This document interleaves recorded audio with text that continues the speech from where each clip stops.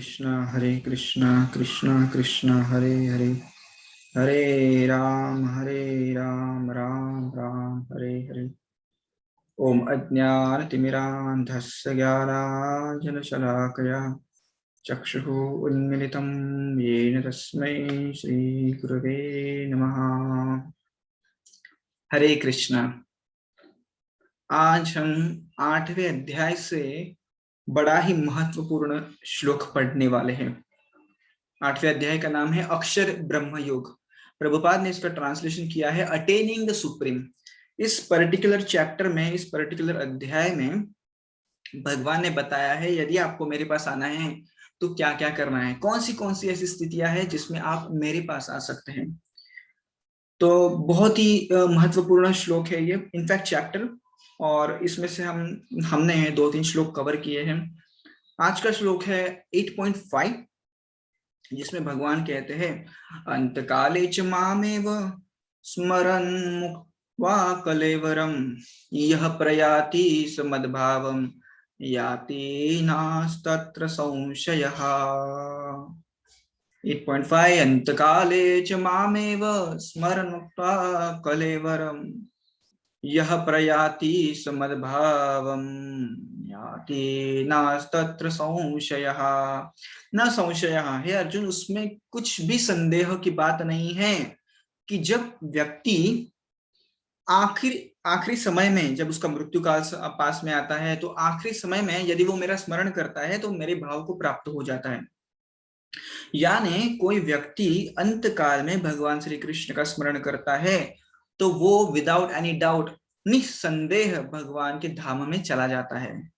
तो बहुत जन पूछ रहे थे ना कि जन्म मृत्यु के परे कैसे जाना है, भवसागर के परे कैसे जाना है। सिंपल है, आपको बस अंत काल में, जो आपका आखिरी समय है, उसमें भगवान का स्मरण करना है। यदि भगवान का स्मरण करेंगे तो ये भगवान की रिस्पॉन्सिबिलिटी है कि आपको उनके धाम में लेके जाएं, राइट।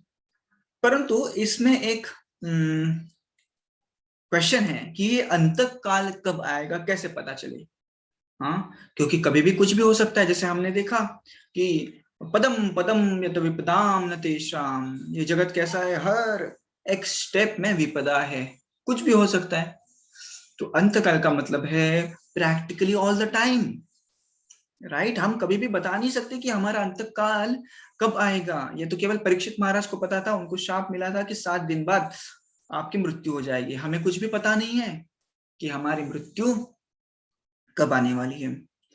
देखिए, जो एक्सपर्ट स्टूडेंट होता है ना, उसकी पढ़ाई हमेशा अप टू डेट होती है, तो उसे परीक्षा का कुछ भी चिंता नहीं होता, वो तो हर समय रेडी रहता है परीक्षा के लिए।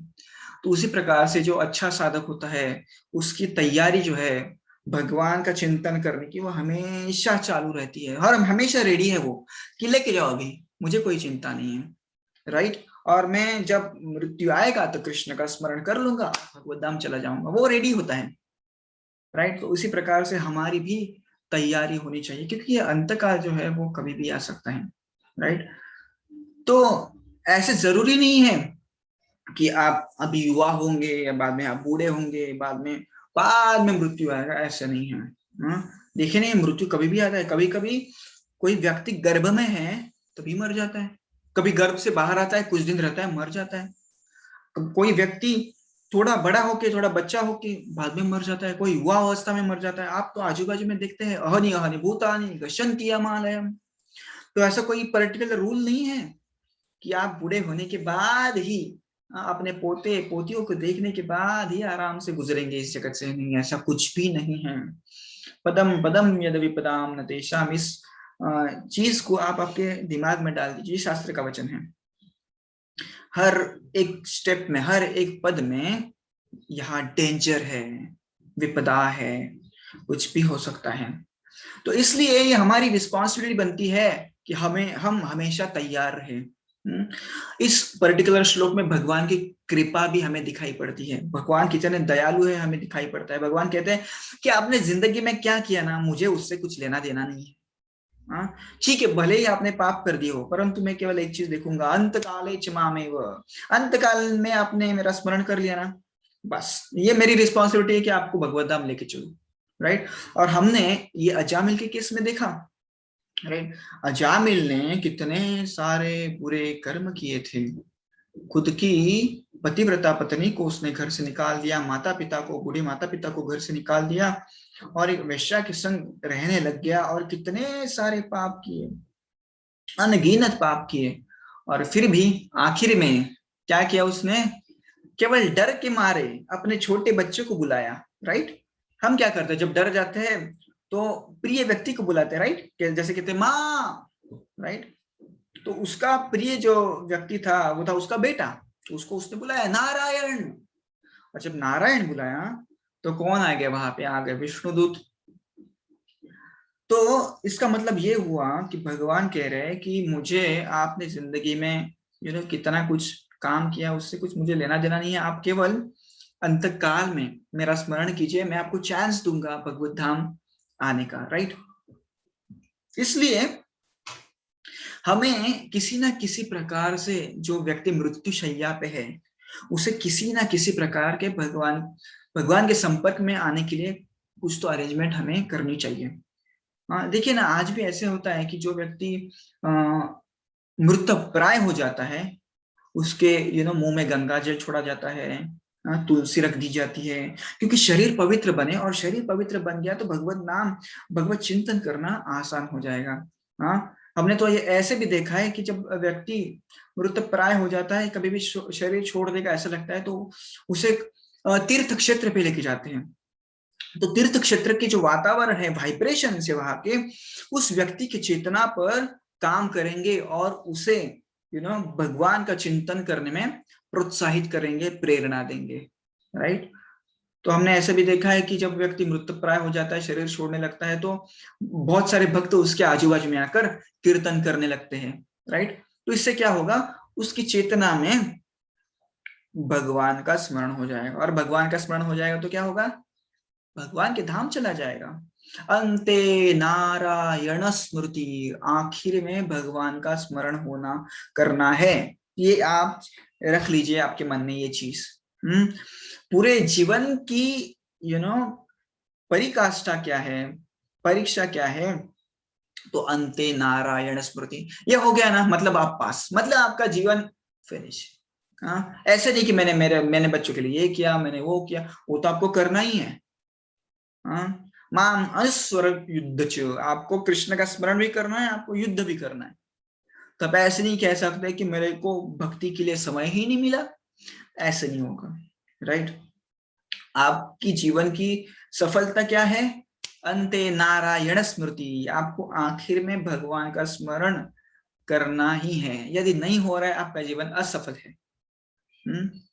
असफल इन द सेंस, आपको फिर से मृत्यु लोक में जन्म लेना पड़ेगा। पुनरपि जननम पुनरपि मरणम पुनरपि जननी जठरे शयनम, शंकराचार्य ने बता दिया। तो इसलिए हमें, और देखिए ना, मृत्यु समय पे, ऐसे मैंने सुना था कि मृत्यु समय पे जब व्यक्ति मृत्यु शैया पे लेटा हुआ रहता है, ये ध्यान से सुनिए, जब व्यक्ति मृत्यु शैया पे लेटा हुआ रहता है तो उसे पूरे जिंदगी में उसने जो भी कुछ किया ना, उसका फिल्म उसके मन में फास्ट फॉरवर्ड तरीके से घूमता है, सब उसे दिखाई देता है कि मैंने क्या क्या किया था, क्या क्या किया था, क्या क्या किया था, राइट।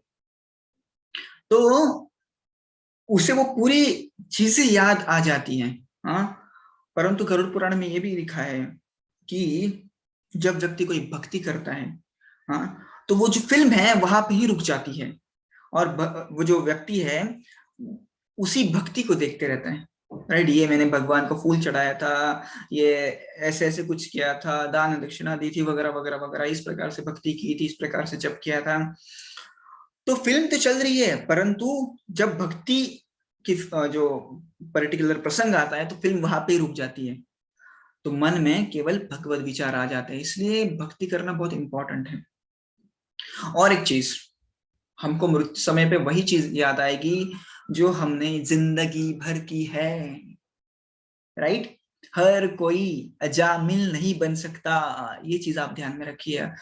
आप में से कोई कहेगा कि मैं जिंदगी भर मौज मस्ती करूंगा, खाऊंगा पीऊंगा, ऐशो आराम करूंगा, और जब मृत्यु समय आ जाएगा तो कीर्तन सुन लूंगा, राइट?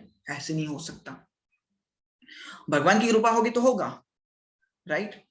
यदि भगवान की कृपा होगी तो वो एटमॉस्फियर वो क्रिएट कर देंगे और आप भगवत धाम जा पाएंगे अजामिल की तरह, राइट? परंतु नहीं हुआ तो हमारी तरफ से भी हमें प्रयत्न करना चाहिए। तो अंत काल में वही चीज आपको याद आएंगी जो आपने जिंदगी भर की है। यदि आपने कभी भगवान का स्मरण जिंदगी में नहीं किया है तो कैसे आपको भगवान अंत काल में याद आएंगे? संशय आएगा आपको भगवान है भी कि नहीं। ऐसे अंत काल में ये सोच आ सकती है, राइट? तो क्या फायदा पूरे जिंदगी का? तो कुछ भी हो सकता है, तो हमें प्रिपेयर रहना है पहले से ही। हाँ, भगवान का स्मरण करने की आदत हमें डालनी है। जैसे हमने 6 चैप्टर में सुना कि भक्ति सिद्धांत सरस्वती ठाकुर कहते थे अपने शिष्यों से कि सुबह अपने मन को झाड़ू से मारो, रात को जूते से मारो। मतलब मन में इतना घुसा दो आपके मन में, उसे इतना अच्छा से ट्रेनिंग दे दो कि वो भगवान का स्मरण करने की उसको एक प्रकार से आदत लग जाए। यदि ये आदत लग गई तो आप मृत्यु शैया पे भी है, उस शैया के ऊपर आप कृष्ण का स्मरण करेंगे, नहीं तो संभावना बहुत कम है। एक छोटी सी कहानी बताऊंगा कि एक बार एक व्यक्ति था, मृत्यु शैया पे था, राइट? और ऐसा गिरा था और डॉक्टर ने कह दिया था कि ये कभी भी जाने वाला है। तो उसके बेटे बेटियां वहां पे थे, तो उसने पत्नी से पूछा कि मेरा बड़ा बेटा कहाँ पे है? तो बोली हाँ यहाँ पे है। बोले मेरा छोटा बेटा कहाँ पे है? बोले यहाँ पे है। वो बोला कि बहू किधर है मेरी बड़ी वाली? है यहाँ पे। छोटी बहू किधर है यहाँ पे। पोता किधर है मेरा? है यहाँ पे। पोती किधर है मेरी बेटी है। अरे सब कोई यहाँ पे है, तो मेरा दुकान कौन संभाल रहा है? क्या बोला? सब कोई यहाँ पे है तो दुकान में कौन है? तो आखिरी दम तक उसे किसका विचार चल रहा था उसके मन में? दुकान का। अरे अभी तू मर रहा है, सब कुछ तू छोड़ के जाने वाला है, फिर भी तेरे दिमाग में दुकान का विचार है। क्यों है? क्योंकि जिंदगी उसमें डाली ना, पूरा जिंदगी आपने उसमें दुकान में आपने डाला है, तो आपको वही तो विचार आएगा। इसका मतलब हम ऐसे नहीं कर रहे कि आप सारा बिजनेस छोड़ दो, राइट? माम अनुस्मर युद्ध, आपको दुकान भी संभालना है, आपका बिजनेस भी संभालना है, आपका जॉब भी संभालना है, और आपको भक्ति भी संभालनी है। ठीक है, एक कहानी सुनते हैं कि किस प्रकार से भक्त इस मृत्यु के बारे में ज्यादा नहीं सोचता, क्योंकि उसे पता है कि जाना किधर है, भगवत धाम जाना है। वो तो हर समय रेडी रहते हैं कि अभी लेके जाओ भगवान, अभी लेके जाओ, आई एम रेडी। तो इसलिए मैंने इस श्लोक का नाम दिया है for a devotee death is not a destruction. तो डिवोटी जो भक्त होता है ये नहीं सोचता कि मुझे अभी सब छोड़ के जाना पड़ रहा है, नहीं मुझे नहीं जाना है। एक्चुअली में ऐसा होता है, आप देखिए, जो व्यक्ति यदि वो बेसुध नहीं है और यदि वो मृत्यु को देख लेता है तो वो बड़ा घबरा जाता है, राइट? कि कहाँ जाना है, मुझे सब छोड़ना पड़ेगा, रोने लगता है, राइट? ऐसे होता है, डरता है व्यक्ति। परंतु भक्त के लिए ना कैसा होता है, ही सो हैप्पी कि मुझे भगवत धाम अभी जाने मिलेगा। एक एनालॉजी है, देखिए ना कैसे होता है, जब लड़की कोई पराए घर में जाती है शादी होके तो रोती है, राइट? क्योंकि उसे पता नहीं होता कि सास कैसी होगी और ससुर जी कैसे होंगे, पति के बारे में भी ज्यादा नहीं पता होता, तो वो रोती है, राइट? कि अब इतनी अच्छी मेरी फैमिली छोड़ के मैं जा रही हूँ, मुझे कुछ पता नहीं वहां का, राइट? परंतु कोई लव मैरिज है, ऑफकोर्स लव मैरिज में भी रोते हैं शादी के समय पे, परंतु बहुत सारा चीजें पता होती है लड़की को कि लड़का ऐसा है, सास ऐसी है और ससुर जी ऐसे है, तो ज्यादा प्रॉब्लम उससे नहीं होता। हाँ, तो ज्यादा नहीं होती वो। उसी प्रकार से भक्त का भी होता है। जो साधारण भौतिक आदमी है वो डर जाता है कि अभी मुझे कहाँ जाना है, परलोक में जाना पड़ेगा सब छोड़ के, क्या है उधर, कैसे होगा, पता नहीं है। परंतु भक्त को पता होता है, सब भागवत तो पढ़ लिया ना उसने, भगवत धाम में क्या होता है, क्या लीलाएं होती है, उसे तो पता है। तो वो बिल्कुल चिंता में नहीं रहता, वो तो खुश होता है, मुझे जाना है अभी, राइट? तो उसी प्रकार से एक भक्त के बारे में हम देखेंगे आज कि किस प्रकार से उसने भगवान के चरणों में अपना देह त्याग कर दिया और भगवान के साथ यूनाइट हो गया। उस भक्त का नाम था कान्होपात्रा, राइट। कान्होपात्रा बहुत ही असाधारण व्यक्तिमत्व थी, राइट। और बहुत ही सुंदर उन्होंने अभंग रचनाएं की है मराठी में। और उनका आखिर का अभंग है नको देवराय अंत आतपाहु, मतलब भगवान मेरे आप अंत ना देखिए, प्राण हा सर्वथा जाऊ पाहे, मेरे जो प्राण है ना वो निकल रहे मिठुराया, तो आप मेरा अंत ना देखिए, मुझे प्रोटेक्शन दीजिए। अभी किससे प्रोटेक्शन चाहिए उन्हें? चलो स्टोरी देखते हैं। It's too interesting story and too inspiring story. और अभी भी उनके उनका गांव है अभी भी, और पंढरपुर में विठल जी के मंदिर में उनका अभी भी एक झाड़ है, पौधा है, हम देखते हैं।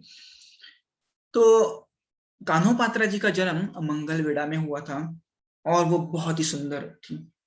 वो गाती भी बहुत सुंदर थी और बहुत ही लावण्यवती थी। उनकी जो माता थी, राइट, वो एक गणिका थी। गणिका यानी वो बादशाहों के लिए नाच गाना करती थी, राइट। आपने देखा होगा मूवीज में वगैरह नाच गाना करती है। तो उसे पता नहीं था कान्होपात्रा को कि मेरे पिताजी असल में है कौन, राइट। इतनी प्रिकैरियस कंडीशन थी। और बचपन से ही कान्होपात्रा को भक्ति में बड़ा इंटरेस्ट था। पंढरपुर जाया करती थी बचपन से ही वारकरियों के साथ। और एक दिन उसकी सुंदरता की ख्याति बिदर के बादशाह को समझी, तो उसने कहा श्यामा को कि मुझे आपकी लड़की चाहिए कान्होपात्रा, कोई भी हालत में। तो जैसी बात कान्होपात्रा को पता चली कि मेरी माता जी जो है मुझे बादशाह के पास लेके जाने वाली है, तो उसने घर छोड़ दिया। इमीडिएटली उसने डिसाइड कर लिया था कि मैं केवल एक व्यक्ति से शादी करूंगी, वो है विठल, राइट। तो उन्होंने वारकरियों के साथ जाना स्टार्ट कर दिया। चल वारकरी मतलब चलते चलते चलते चलते पंढरपुर जाते हैं, तो चलते चलते गए, और पीछे से उनके ये पूरे बादशाह के सैनिक लगे थे। तो ये कैसे, तो छुप छुप के पंढरपुर तक पहुंची, राइट। और ये सब सैनिकों को पता चल गया कि ये जो कान्होपात्रा है मंदिर में छुपी है। तो इन्होंने, जो सैनिकों ने एक अनाउंसमेंट कर दी, यदि आपने कान्होपात्रा को हमारे हवाले नहीं कर दिया पंडित जी, और पंडितों को कहा जो अंदर थे पूजा कर रहे थे विठल जी की, तो हम पूरे मंदिर को उद्ध्वस्त कर देंगे, पूरे मंदिर को चकनाचूर कर देंगे हम, राइट। तो आप इमीडिएटली इस कान्हापात्रा को हमारे हवाले कर दो। अभी उन्होंने भी बोल दिया कि अरे कान्हापात्रा है कौन, जाइए आप, आपकी वजह से ये पूरे मंदिर को विध्वंस कर देंगे। तो कान्हापात्रा वहां पे आई और कहा कि पंडित जी, मुझे कुछ समय दीजिए, मैं आखिर में भगवान के चरण छूना चाहती हूँ, राइट। तो बोले ठीक है, आप जल्दी करिए जो भी करना है, और इमीडिएटली आप यहाँ से रफा दफा हो जाइए। और कान्होपात्रा भगवान विठल जी के पास गई, उनके चरणों को छुआ, उनके चरणों पे मत्था टेका, और जोर जोर से हरिनाम लेने लग गई। नको देवराया अंत नको पाहू, अंत आता पाहू, प्राण हा सर्वथा जाऊ पाहे। भगवान मेरा प्राण निकल रहा है, मैंने केवल आपकी भक्ति की ठान ली है, मुझे और किसी से शादी नहीं करनी है, राइट। और मेरा प्राण आप निकाल लीजिए अभी। हरणिजे पाड़स व्याघ्रे धरिये ले, जिस प्रकार से हिरण के बच्चे को बाघ पकड़ लेता है, शेर पकड़ लेता है, तो जिस प्रकार से दुख होता है ना, उस प्रकार का दुख मुझे अभी हो रहा है। ऐसे लागे मच आता देवा, तो मुझे वैसी प्रकार का एक्सपीरियंस हो रहा है, अनुभव हो रहा है, मुझे आपके चरणों में समा लीजिए। और भगवान विठल ने उनकी प्रार्थना सुन ली, और वहीं पे उनका देहांत हो गया। और जब देहांत हुआ तब आकाशवाणी हुई।